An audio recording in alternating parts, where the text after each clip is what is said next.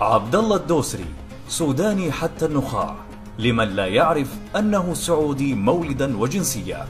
فالدوسري الذي يبلغ من العمر 30 عاما ويقطن منطقة الجموم شمال مكة المكرمة، عشق السودان ثقافة وشعبا، وتقمص الشخصية السودانية بعد أن عاشرهم على مدى 20 عاما من مختلف الطبقات الاجتماعية.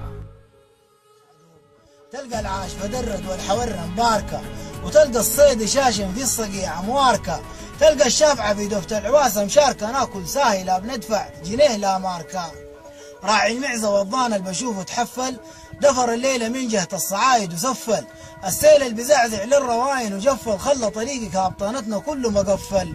الضان والبقر في الثروة حاجة سخان، وسيد البي المعززة في البطانة مكانته، لبن صافي من ضرع أمه جاتنا ضمانته، قبل ما يأذن المغرب تشم قنانته. عامة بالفطرة وكبيرة عقولة، وهسي ثقافتهم جوا المدن منقولة، فينا شيم جزم عند غيرنا ما معقولة، كلمة يابا لكل الرجال بنقولها.